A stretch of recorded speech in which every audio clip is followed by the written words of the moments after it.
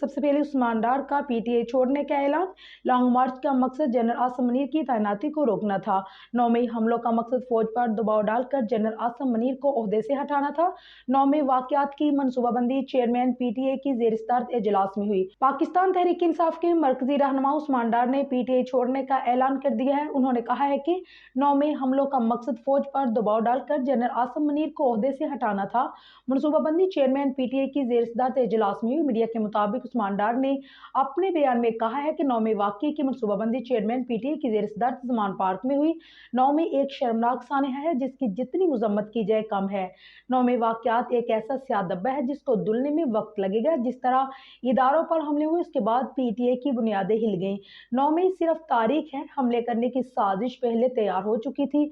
अक्टूबर 2022 में लॉन्ग मार्च का मकसद जनरल आसिम मुनीर की तैनाती को रोकना था। चेयरमैन पीटीआई रियासत मुखालिफ बयानी को सपोर्ट करते हैं। इमरान खान की गिरफ्तारी पर रियासती इदारों पर हमला करना है।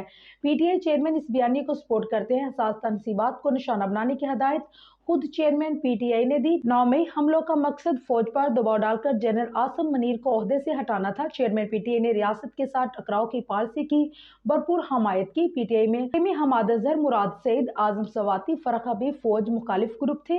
फौज मुखालिफ ग्रुप में चेयरमैन पीटीआई के सबसे ज्यादा करीब था। रियासत मुखालिफ बयानिया चेयरमैन पीटीआई की हदायत पर बना। पीटीआई की मौजूदा सूरत हाल के जिम्मेदार खुद चेयरमैन पीटीआई हैं। चेयरमैन पीटीआई ने गिरफ्तारी से बचने के लिए ह्यूमन शील्ड इस्तेमाल किया। चेयरमैन पीटीआई ने गिरफ्तारी से बचने के लिए वर्कर्स की जहनसाजी की। जुडिशल कम्प्लेक्स इस्लामाबाद और ज़मान पार्क में जो कुछ हुआ ये जहनसाजी का नतीजा था।